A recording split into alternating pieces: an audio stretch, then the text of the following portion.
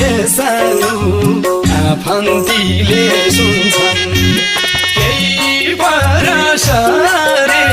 मैले मिसकल गरे सिफोन गरे मनमा जाल बुन्छन् फोन उठाउन मिल्दैन सानो आफन्तीले सुन्छन् फोन उठाउन मिल्दैन सानो आफन्तीले